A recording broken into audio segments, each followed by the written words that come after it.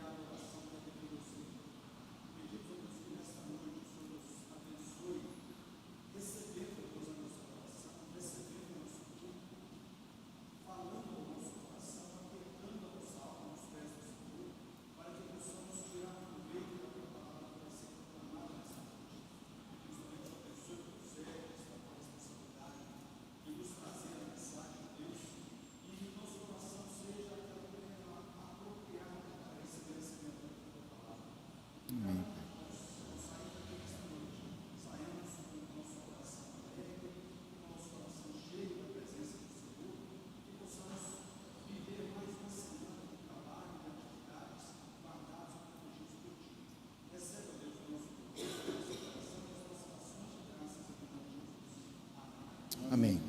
Abramos nossas Bíblias, irmãos, no Salmo de número 148. Salmo 148.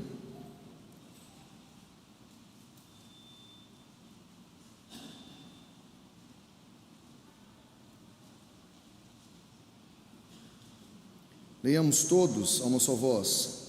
Aleluia! Louvai ao Senhor do alto dos céus. Louvai-o nas alturas, louvai-o todos os seus anjos, louvai-o todas as suas legiões celestes, louvai-o sol e lua, louvai-o todas as estrelas luzentes, louvai os céus dos céus e as águas que estão acima do firmamento. Louvem o nome do Senhor, pois mandou ele e foram criados. E os estabeleceu para todo sempre, fixou-lhes uma ordem que não passará.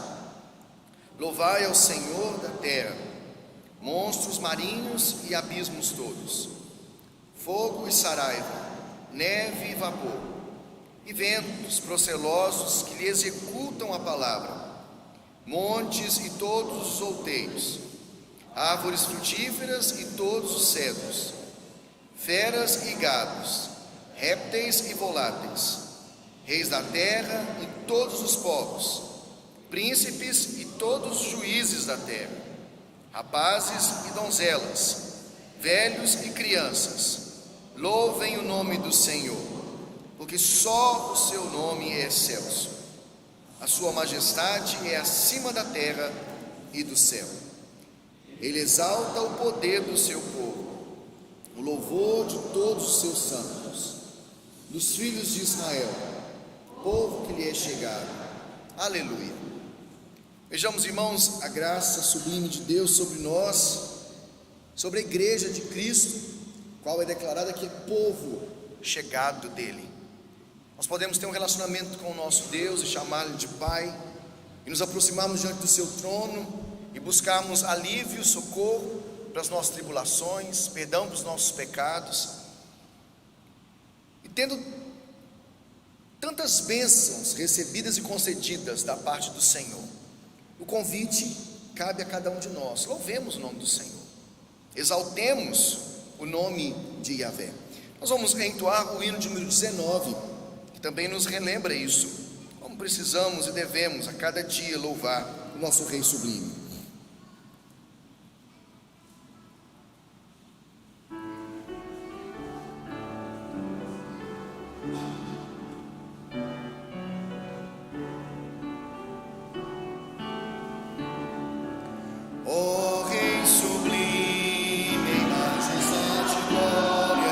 Sobre as milícias do celeste além, ouve o louvor dos filhos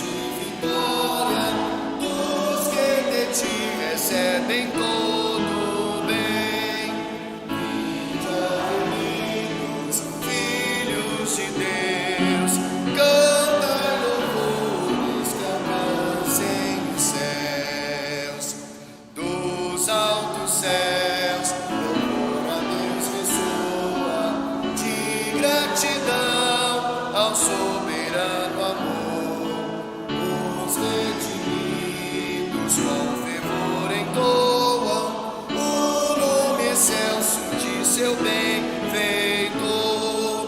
Vinde, ó remidos, filhos de Deus, cantai louvores que alcancem os céus. Eterno Deus, teus filhos vês prostrados perante o brilho da soberana luz, pois do pecado foram resgatados e agora rendem glórias a Jesus. Vinde, ó remidos, filhos de Deus, cantai louvores que alcancem os céus. Dessa forma, irmãos, quando nós nos aproximamos de Deus para buscarmos socorro, para prestarmos culto, como nós cantamos a terceira estrofe, acaba que diante dessa superna luz, ou dessa luz superior, inacessível, grandiosa, poderosa, só nos resta nos prostrar. E o prostrar aqui é o reconhecimento de que nós somos pó, somos pecadores, somos falhos. Estamos sim aqui para a bendizer e adorar o nome do Senhor, mas quando olhamos para nós mesmos diante dele, nós percebemos que nós somos tão pequenos, tão falhos, como nós criticamos, como nós julgamos, como nós murmuramos, como nós pecamos cada dia, cada momento. Porém a palavra nos diz que se nós confessarmos os nossos pecados, ele é fiel e justo para nos perdoar os pecados, nos purificar de toda injustiça. Nós vamos ter um tempo de oração silenciosa e vamos colocar diante do Senhor nosso pecado, as nossas limitações, as nossas fragilidades, clamar a Ele que o sangue de Cristo nos purifique de todo pecado e nos capacite de prestar um culto a Ele que seja agradável. Após alguns instantes de oração silenciosa, vou pedir a nossa irmã Rutilé que faça uma oração, louvando e bendizendo ao Senhor pelo perdão que Ele nos concede em Cristo Jesus.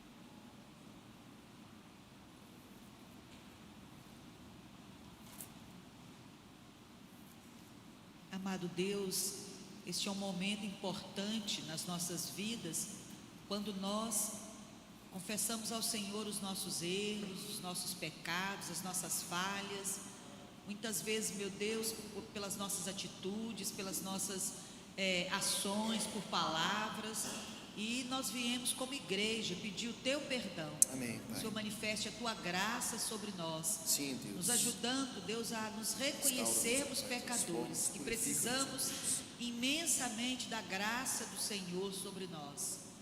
Ó Deus, prepara-nos para participarmos deste culto, enchendo o nosso coração de paz, de alegria e do reconhecimento de que a palavra do Senhor é poderosa para mudar todo o nosso comportamento, todas as nossas atitudes e para vivermos vida digna da presença do Senhor.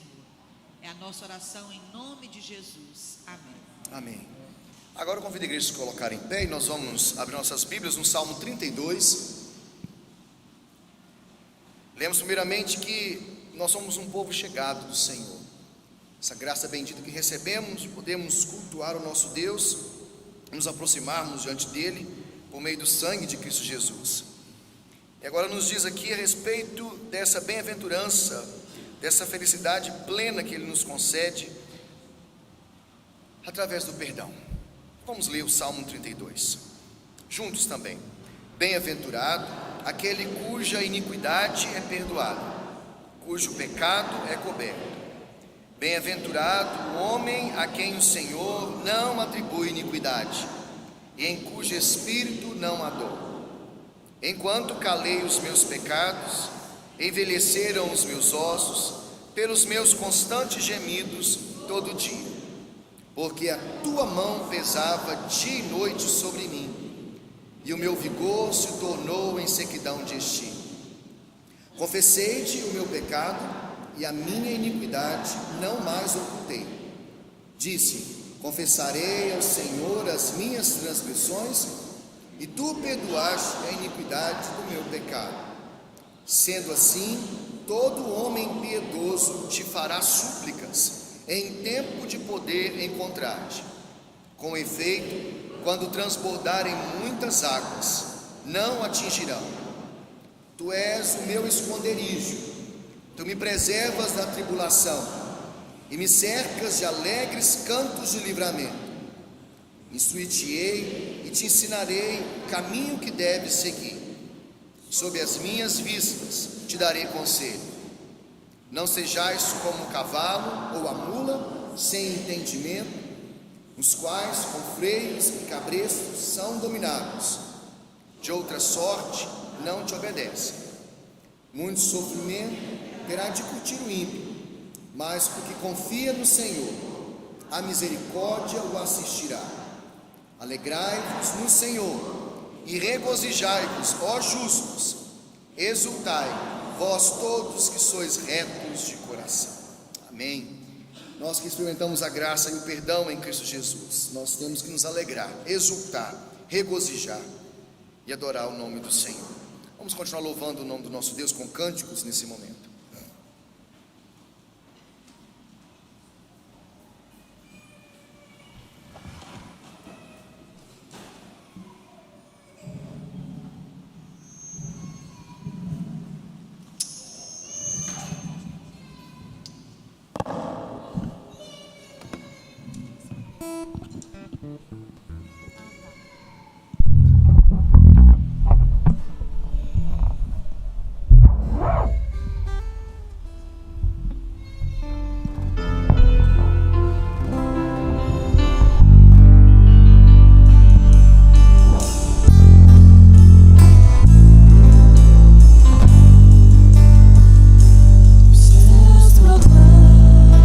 As obras do Eterno.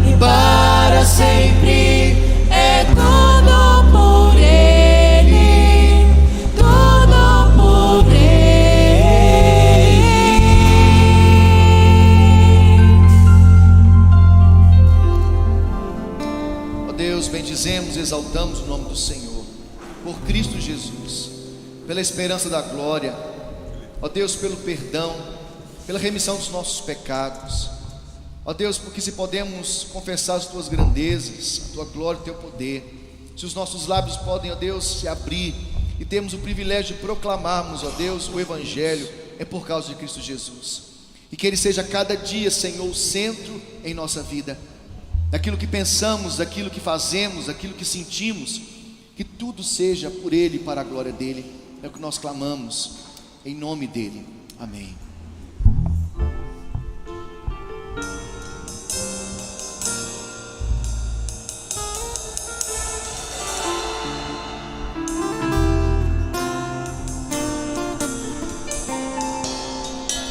Jesus é o centro de tudo que há. Jesus é o centro de tudo que há. O início e o fim, desde a eternidade, tudo é sobre Jesus.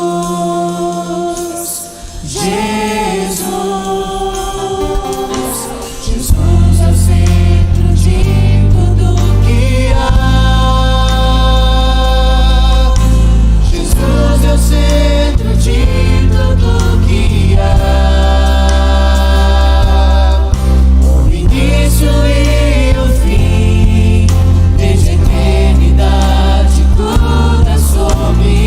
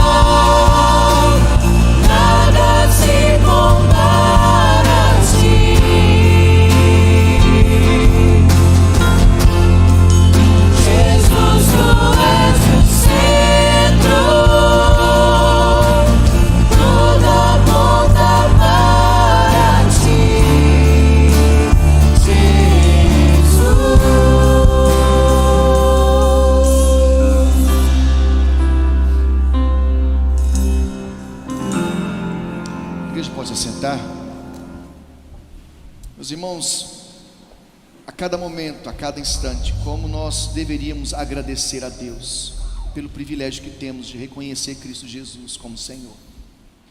A Bíblia diz que um dia toda língua confessará, todo joelho se dobrará, mas nós temos o privilégio de fazer isso hoje, agora, confessar com todo o nosso ser que Ele é o centro, que Ele é o Senhor. E com isso nós temos que agradecer e a cada dia dizer: Senhor, eu dependo e eu preciso de Ti para que isso continue a acontecer na minha vida. E que a gratidão ela tome conta do nosso viver, para que assim nós tenhamos cada vez mais fé no Senhor, consigamos agradar a Ele, porque sem fé em Cristo Jesus é impossível agradar a Deus.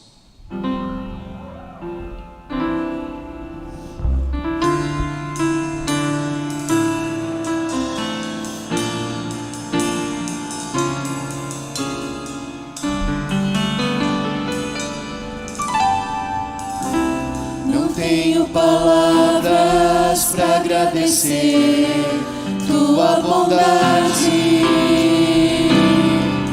Dia após dia me cercas com fidelidade. Nunca me deixes esquecer que tudo que tenho, tudo que sou,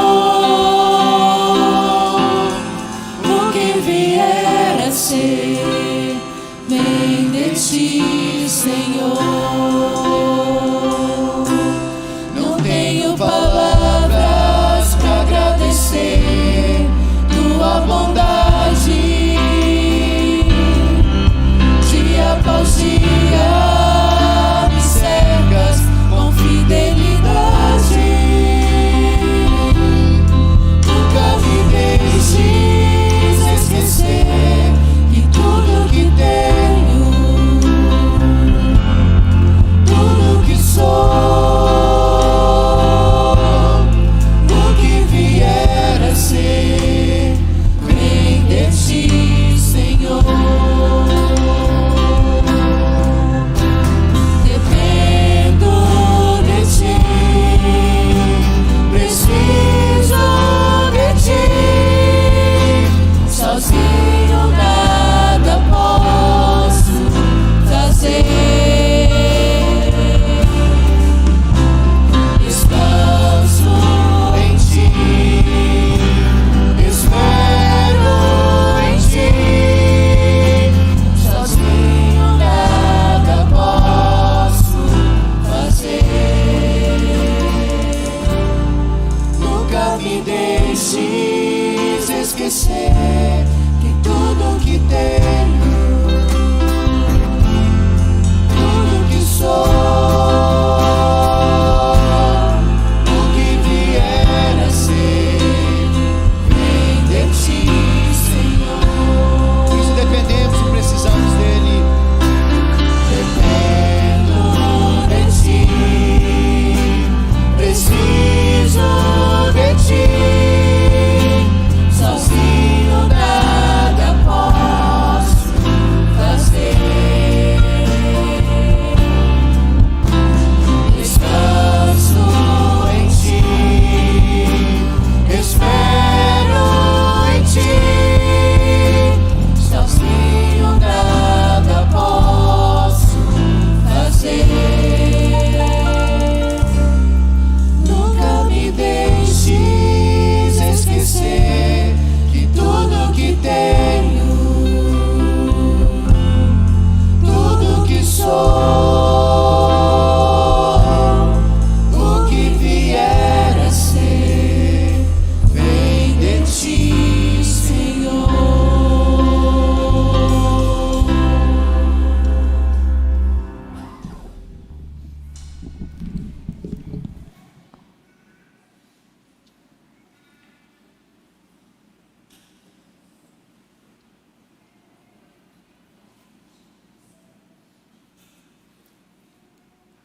No salmo que nós lemos, o Salmo 32, Deus diz ao povo que iria instruí-lo, queria ensiná-lo, queria aconselhá-lo. Então esse é o momento mais importante do nosso culto, em que Deus fala conosco por meio de Sua palavra. Ele nos dá instrução, Ele nos dá um ensino, Ele nos dá exortação, Ele nos dá correção. Que tenhamos os ouvidos abertos, a mente voltada exclusivamente para essa palavra, para que sejamos edificados e que Ele nos aponte o caminho. Hoje apenas o berçário estará funcionando, ok? Então os pais já podem se direcionar para o berçário, caso assim o queiram fazer. E está conosco hoje o reverendo Paulo Delage, que já foi pastor dessa igreja por muitos anos, foi meu pastor lá em Conselheiro Pena, mesmo sendo eu criança, tenho boas lembranças, da família. Eu era mais ou menos da idade do Paulo Elias na época. Tenho boas lembranças da Alice. Eu lembro muito, viu, Alice, tocando o órgão ali na igreja e pintando as salas da escola dominical, que até pouco tempo atrás ainda estava lá. Deus continue abençoando a vida de vocês, para vocês continuarem a ser bênção na vida de pessoas ao longo do ministério da caminhada. Dessa forma, eu vou passar a palavra para o reverendo, que vai nos conduzir nesse momento.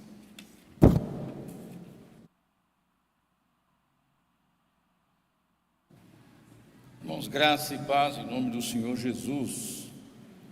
Registro a minha gratidão ao reverendo Silvino pela gentileza e ao mesmo tempo a confiança em franquear o púlpito para que eu possa nessa noite fazer a exposição da Escritura. Registro também a minha gratidão às nossas hospedeiras, nossa irmã Dona Tereza Miranda e também nossa irmã Dona Clélia e a Maíra, que gentil, cordial e fraternalmente tem nos hospedado como sendo da própria família. É o que o Senhor nos tem dado pela misericórdia dele nesse tempo de vida cristã. Temos irmãos espalhados por todos os lugares que sempre nos recebem com o coração aberto, com o coração alegre. Eu vou só fazer referência, me permitam, a esse nosso último livro, é o 5º livro que editamos, falando sobre essas 3 religiões monoteístas. Eu já apresentei o livro da outra vez, só estou relembrando, deve ter 4 ou 5. Judaísmo, cristianismo e islamismo são as 3 religiões monoteístas cujas raízes estão em Abraão. Evidentemente que é um estudo sucinto, introdutório a estas 3 religiões monoteístas. Irmãos, vamos abrir a palavra do Senhor para nela meditarmos, conforme a primeira carta de João, capítulo de número 5, versos 10, 11 e 12. Primeira carta de João, capítulo 5, versos 10, 11 e 12.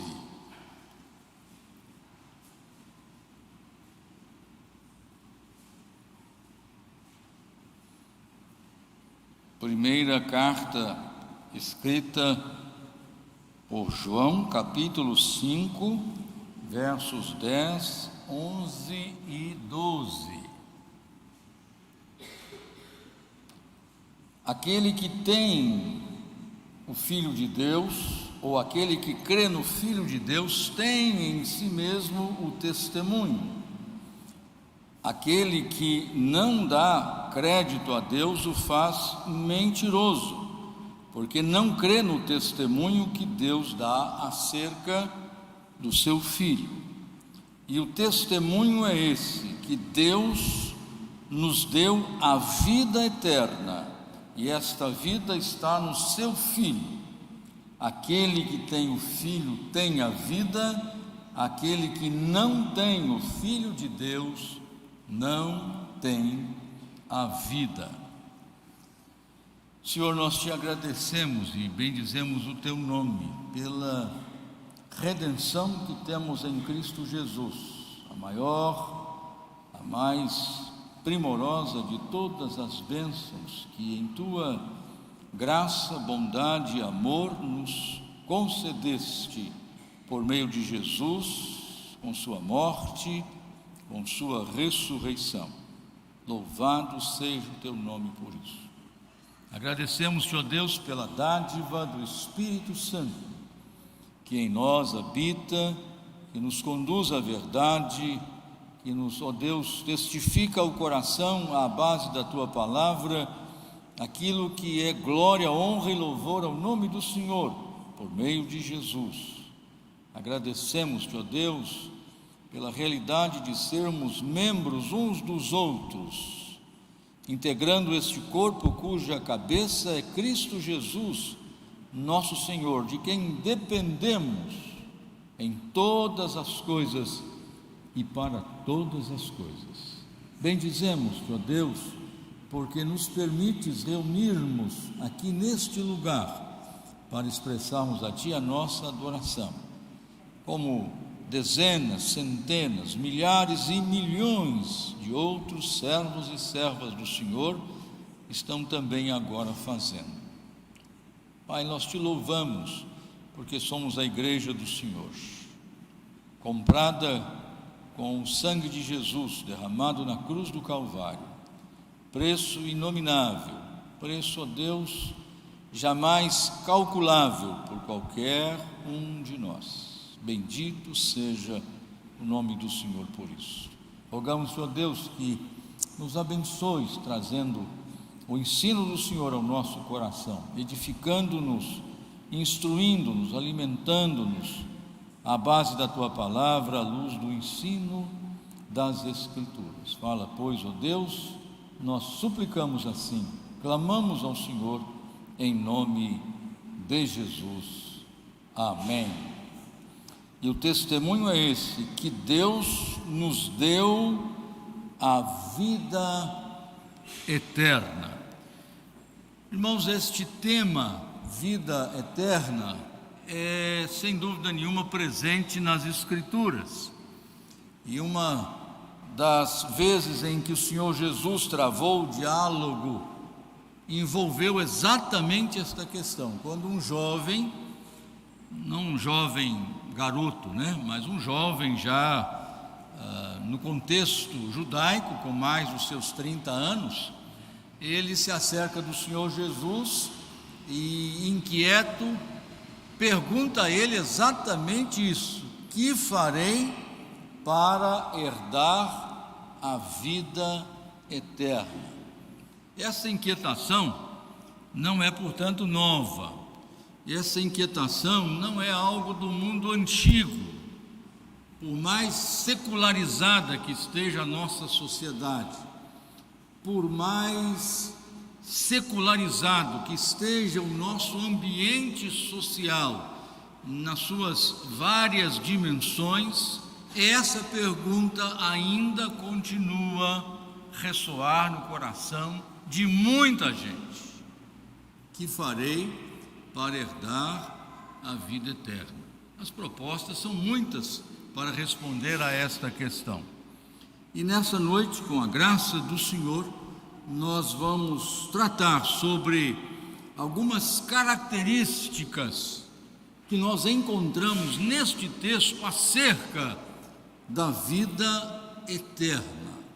Quais são essas características que o apóstolo João, nesse pequeno trecho, apresenta a nós? Nós vamos aqui ressaltar pelo menos 5, mas não são 3 não, reverendo? Irmãos, são 5, eu não posso falar que são 3, Mas o presbiteriano não prega que são 3, 1, 2. O presbiteriano que é inteligente não prega 1, 2, 3, prega 1, 2, 3, prega 4, prega 5, prega 6. Ele não vai mutilar o texto por causa de uma proposta rígida, de uma homilética enfurnada numa caixinha. A homilética tem que ajudar, não atrapalhar. Então, o que nós temos aqui são 5 características que João nos apresenta acerca da vida eterna. E a primeira característica que nós temos nesse testemunho dado por João sobre a vida eterna é a sua graciosidade. Verso de número 11. E o testemunho, quer dizer, a afirmação que eu faço é esta: que Deus nos deu a vida eterna. Portanto, esta é a primeira característica da vida eterna, a sua graciosidade. Ela é dádiva de Deus, ou seja, no âmbito da vida eterna, à luz do ensino cristão, fica excluído todo e qualquer conceito de prêmio ou merecimento de nossa parte em relação à vida eterna. Ela é concedida livremente por Deus a quem lhe aprouve conceder a vida eterna. Ela não é concedida como se houvesse da parte de Deus um débito, uma dívida ou uma obrigação. Isso significa, irmãos, na linguagem também do apóstolo Paulo, que o salário é dado como pagamento. Esta recompensa como salário vem de algo que você fez, adquiriu mérito e agora reclama e exige o ressarcimento ou então o pagamento. Há pessoas que, infelizmente, desditosamente, não entendem esse ponto. Por isso é que o jovem perguntou: o que eu tenho que fazer para herdar a vida eterna? Nós partimos do pressuposto que precisamos fazer alguma coisa para obtermos a vida eterna, quando a Escritura nos ensina pelo testemunho do Senhor Jesus, pelo ensino dos apóstolos, a graciosidade da vida eterna. A condenação, diferentemente, é por mérito. A sua condenação, se ela ocorrer, é por mérito, ou seja, você mereceu. Como o ladrão na cruz bem disse: nós estamos aqui nessa condição porque os nossos atos merecem. Mas a salvação, a vida eterna, não é meritória da sua parte, ela é graciosamente concedida pelo Senhor. Portanto, esse é o primeiro elemento, a primeira característica do testemunho de João sobre a vida eterna, é a sua graciosidade. Então, não tem que fazer nada. Se você tiver que fazer alguma coisa, é mérito seu. Então, ela não é de graça. Segunda característica que nós temos no testemunho de João sobre a vida eterna é a pessoalidade. Primeiro é a graciosidade, segundo é a pessoalidade, verso de número 11. E o testemunho é este: que Deus nos deu a vida eterna, e esta vida está no seu Filho. A pessoalidade da vida eterna. João coloca o assunto como se fosse algo ligado ao local, ao locus, onde a vida eterna está não em algo, a vida eterna está em uma pessoa, na pessoa de nosso Senhor e Salvador Jesus Cristo. Nesta pessoa divina humana está a vida eterna, que nos é graciosa e gratuitamente concedida. Isso significa, irmãos, que a vida eterna não está em nenhuma outra pessoa que não o Senhor Jesus. Por melhor que ela possa ser,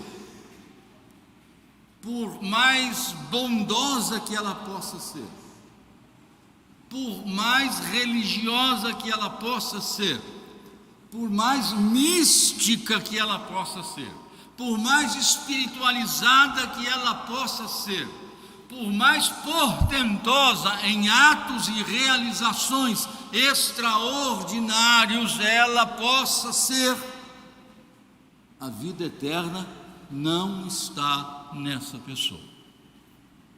A vida eterna está em Cristo Jesus, nosso Senhor. A vida eterna, irmãos, não está em instituições.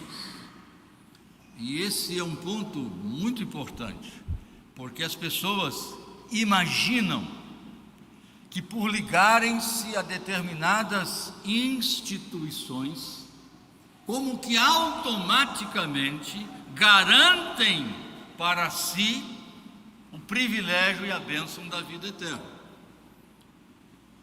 Embora os ritos, as cerimônias, os rituais presentes na estrutura da igreja cristã tenham seu valor, a sua importância, nós não podemos imaginar que ao nos submetermos a tais ritos, cerimônias, nós estejamos necessariamente recebendo vida eterna. Por mais que nós, pais, agora já também avô, desejemos, anelemos, ansiemos para que os nossos filhos e netos professem a sua fé, ou, dependendo da circunstância, sejam batizados, por mais que isto seja acalentador ao nosso coração, nós não podemos nos deixar seduzir por este erro, imaginando que ao filiarem-se à igreja institucionalizada, necessariamente resolveram o problema da vida eterna. Fora isto verdade, nós teríamos, sem dúvida nenhuma, equacionado o problema, porque simplesmente você se submete a esses ritos e então está resolvido. Mas aí é como disse João Batista: "Ô raça de víboras, quem vos ensinou a fugir da ira vindoura?" Ritos, batismos, celebração da ceia, eucaristia, profissão de fé, tem o seu lugar e o seu valor, mas estas coisas não têm em si a vida eterna, porque a vida eterna não está nessas coisas. E João diz: esse é o testemunho que eu dou, que a vida eterna está no seu Filho. Se você quer receber graciosamente a vida eterna, saiba que ela está exclusivamente em Cristo Jesus, o Filho de Deus. Terceira característica do testemunho da vida eterna que João nos dá aqui é a possessividade. Aquele que tem o Filho tem a vida. Ou seja, a possessividade aqui é a realidade que diz respeito ao indivíduo, a pessoalidade, no sentido de ser você. Por isso ele enfatiza: aquele que tem o Filho tem a vida eterna. A vida eterna está no Filho, e o que tem o Filho tem a vida eterna. Ou seja, ou você tem, ou não tem. Se Shakespeare diz ser ou não ser, eis a questão, aqui é ter ou não ter, eis a questão. Ou você tem o Filho e tem a vida eterna, ou não tem o Filho e não tem a vida eterna. Simples, objetivo, claro e categórico. Não há neutralidade, não há neutros neste sentido. Ele está perto não é lá, perto não é dentro. Não, mas ele é amigo é amigo. Tem muito amigo que não é filho e não vai ser filho mesmo. Mas ele é amigo do Evangelho. Que bom que ele é amigo do Evangelho. O centurião era amigo dos judeus, o Cornélio era amigo, etc. Mas aceita a Cristo e tem a vida eterna, ou então esta realidade não será sua. Ele diz: aquele que tem, isto é individualidade, isso é possessividade, não há neutralidade nesse contexto. É necessário ter a Cristo, receber a Jesus pela fé, para ter vida eterna. E é você, não é sua mulher, não é seu marido, não é seu pai, não é sua mãe, não é seu avô, não é sua avó, não é seu neto, não é sua neta, não é seu filho, não é sua filha, é você.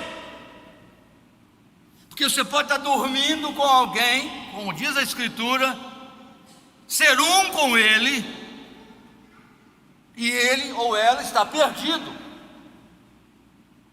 porque não tem o Filho de Deus.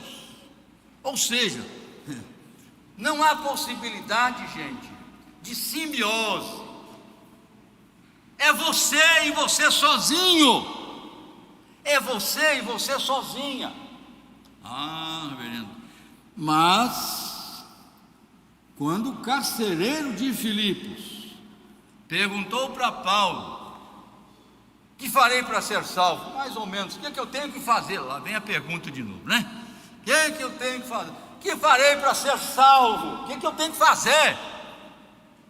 Eu tenho que fazer alguma coisa, eu preciso realizar alguma coisa, alguma obra. Ele diz assim: crê no Senhor Jesus e serás salvo, tu e tua casa. Se fizer o mesmo crendo, também será salvo. Por isso o testemunho que temos em Atos 16 é: e creu ele e toda a sua casa. Você não tem vida eterna segurando. Eu tenho que tomar cuidado para não falar, né? Aqui, senão choca muita gente. O braço ou a perna da sua mãe ou do seu pai. Você não vai entrar no céu pendurado em ninguém. Você não tem vida eterna com base na fé de terceiro. Não, mas Paulo fala da fé que habitou na avó Lorde, na mãe Eunice. Ótimo! Graças a Deus. Mas Timóteo teve que receber a Cristo como seu Salvador e Senhor, na mesma dimensão que a sua avó fez, que a sua mãe fez. Por quê? Porque é aquele, ou aquela, né, que tem a vida eterna, é individual. Nós, e aí nós mesmos, protestantes, temos esta realidade da salvação individual. Mas, reverendo, nós calvinistas somos o povo do pacto, o povo da aliança, graças a Deus, porque a promessa é para nós e os nossos filhos. Por isso eles são privilegiados, eles conhecem a Escritura, eles têm a intercessão dos santos. Mas foi o que Paulo disse aos romanos. Qual é a vantagem dos judeus? Muitas. Eles têm os profetas, os oráculos, têm a palavra de Deus, têm a oração, etc. E logo depois diz assim: qual é a vantagem dos judeus? Ele disse: nenhuma. Mas tem vantagem ou não tem vantagem? Tem vantagem, porque desde a infância sabes as sagradas letras que podem tornar-te sábio para a salvação que há em Cristo Jesus. Mas preste atenção, meu querido, minha querida.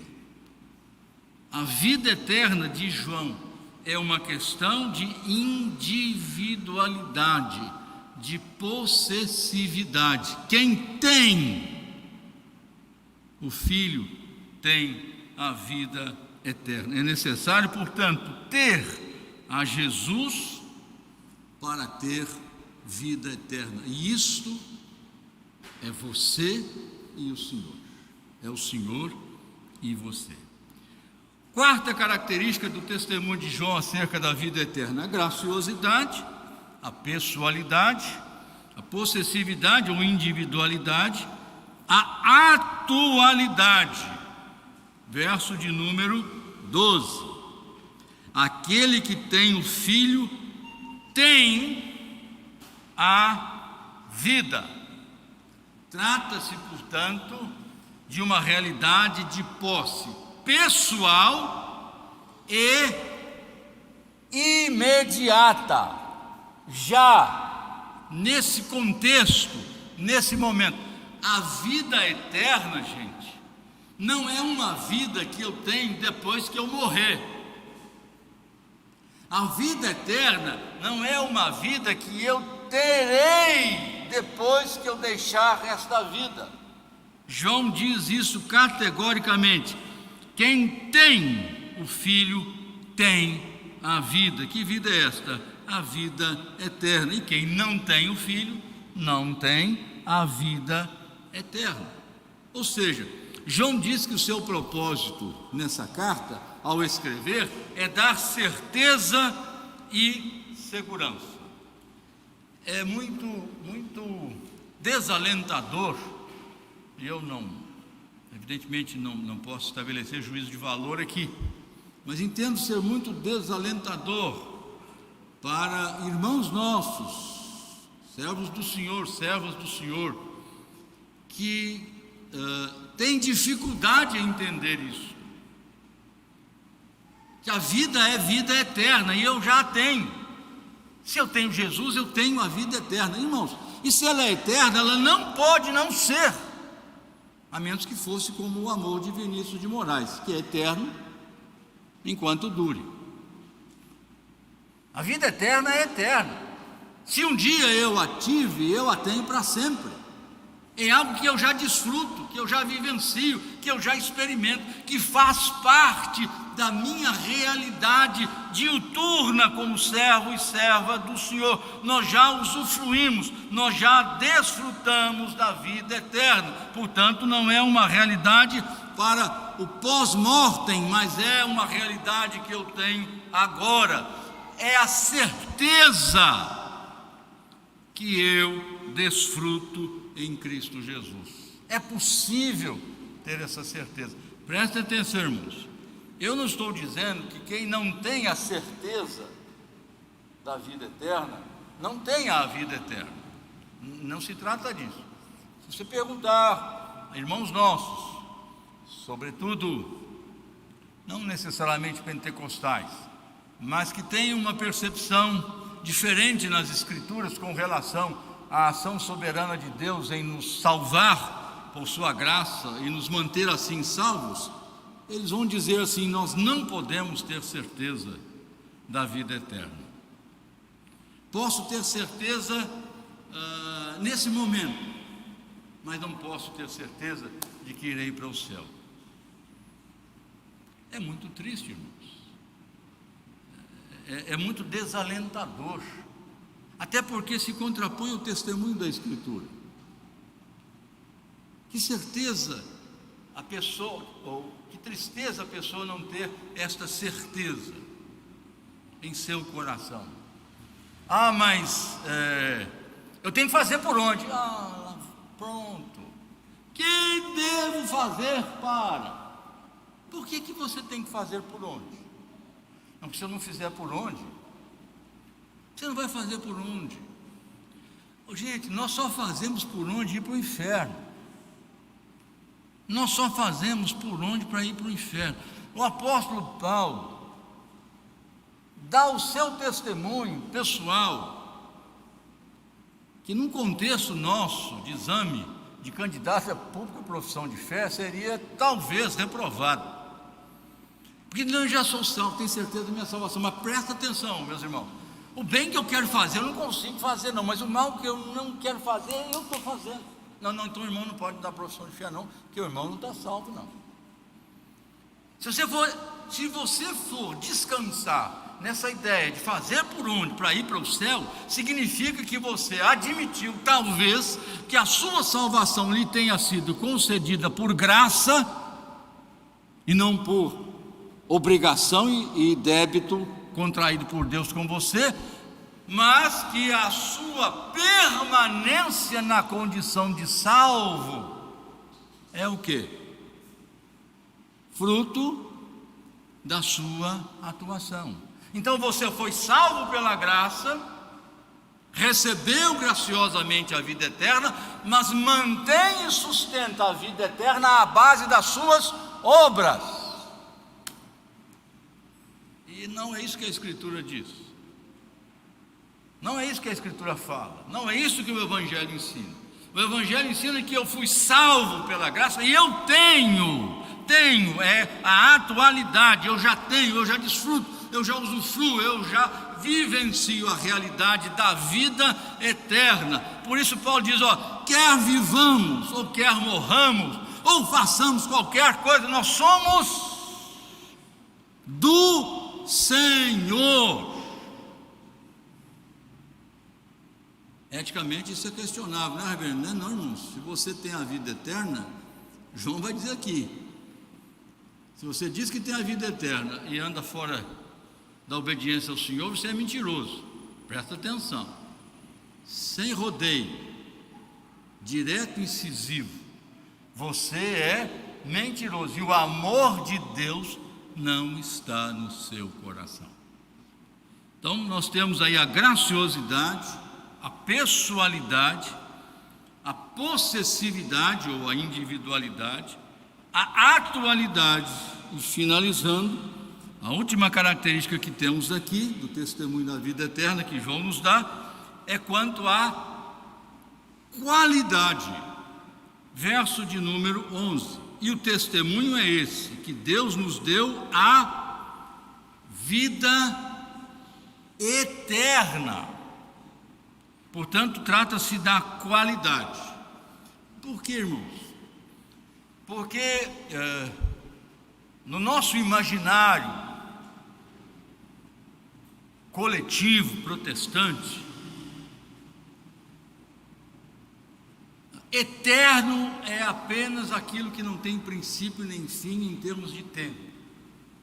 E então nós imaginamos que a vida eterna é viver para sempre. Isto é uma faceta do que seja a vida eterna. Porque viver eternamente, simplesmente no sentido de existir para sempre, como na cabeça de muitos acontece, isso não é vida eterna, isso é existência permanente. Por que o Senhor diz isso? Porque tanto o ímpio como o pio, o justo como o injusto, o crente como o descrente, eles existirão para sempre, não vão desaparecer, como ensinam os testemunhos de Jeová, como ensinam os adventistas, etc.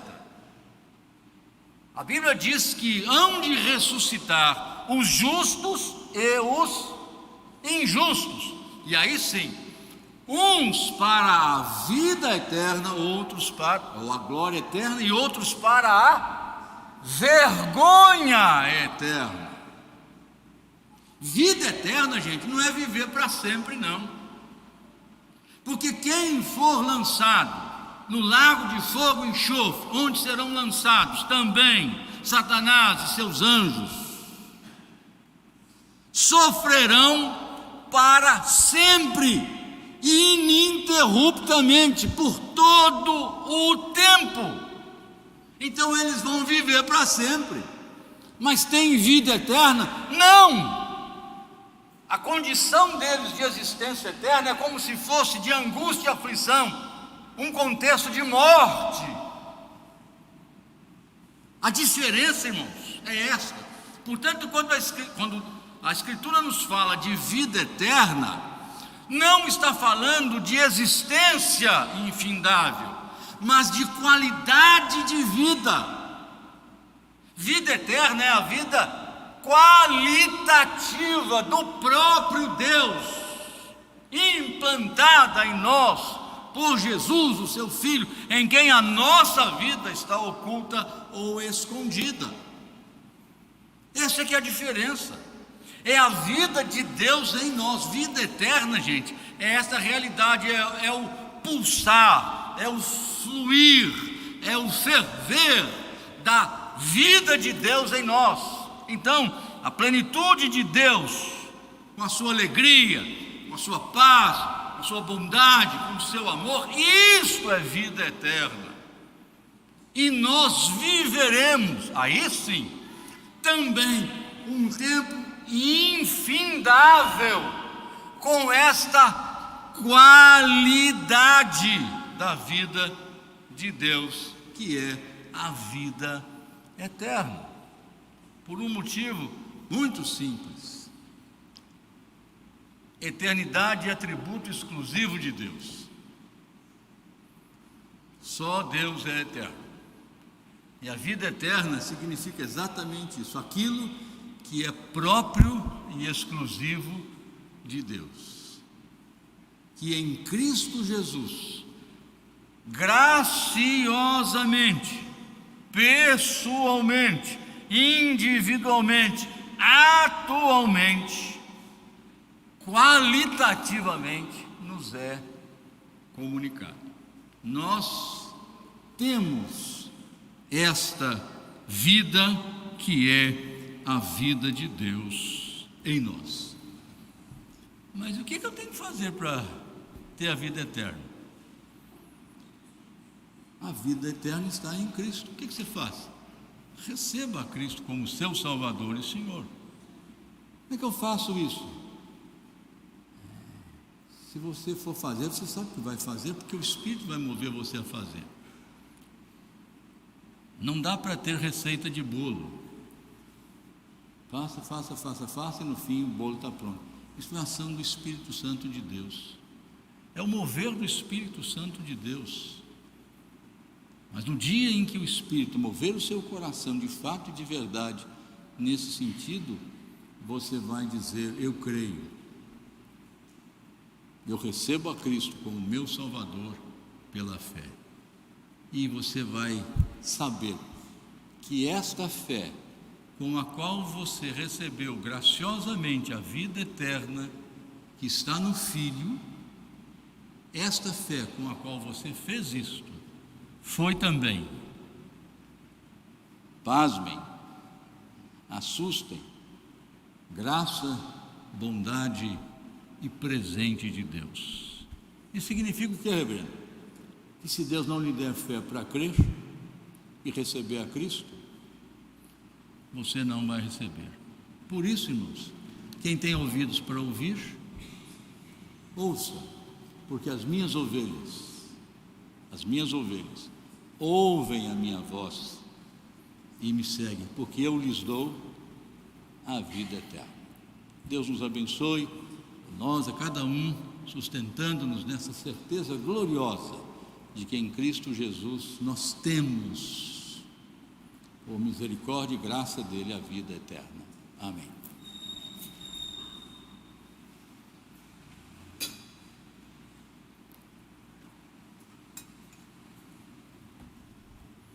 Que palavra gloriosa, irmãos. Vamos nos colocar em pé e cantarmos sobre essa fé, essa esperança que nós temos em Cristo Jesus, com o hino de número 93.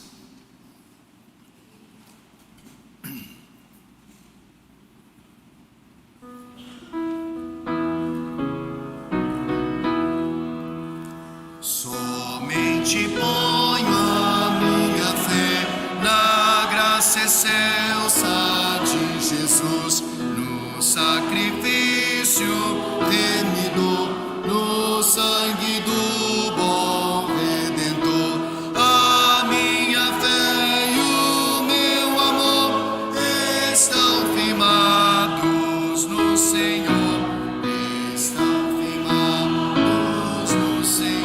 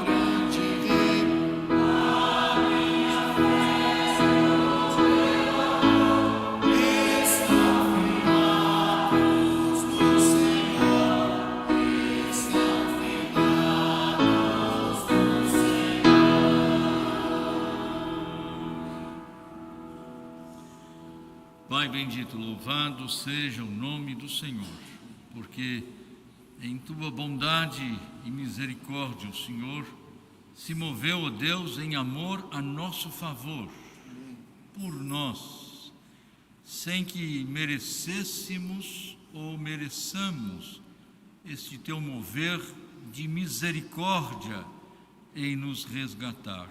Nós éramos ainda pecadores, injustos, inimigos teus, mas o Senhor, ó Deus, desde antes da fundação do mundo, fez com que o teu Filho Jesus tivesse o seu sangue derramado para a nossa redenção, garantindo-nos assim nele a vida eterna, que nós também temos quando nós o recebemos como nosso Salvador e Senhor.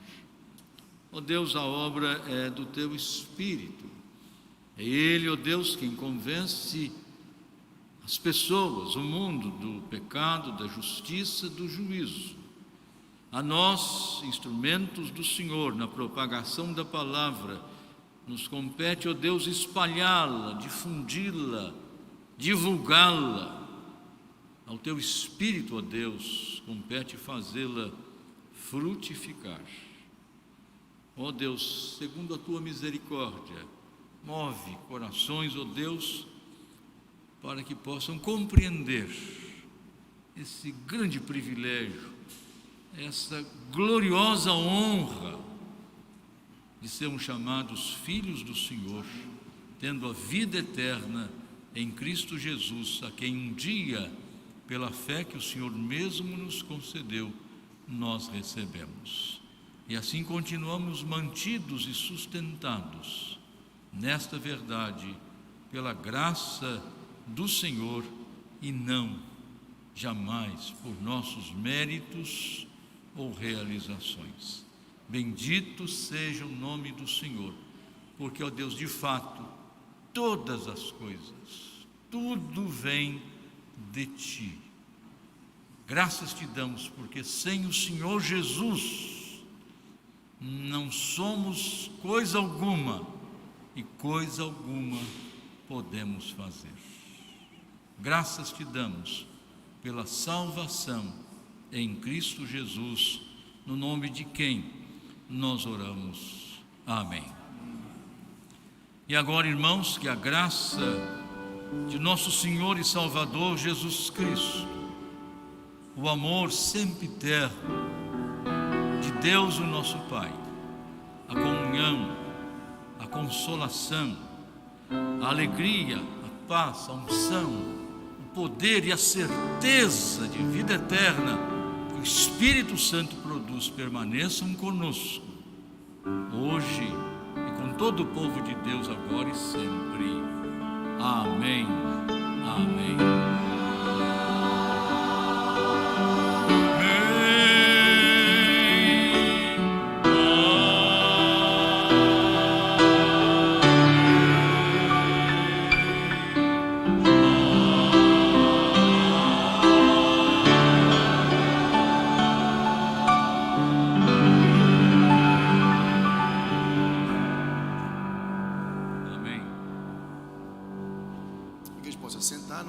Agradecer a todos aqueles que nos visitam, que a bênção de Deus esteja sobre vocês possam estar outras vezes conosco aqui. E relembrar aos irmãos que foi dito hoje pela manhã pela nossa irmã Adriana, do congresso que nós teremos esse final de semana, discipulando o coração da criança.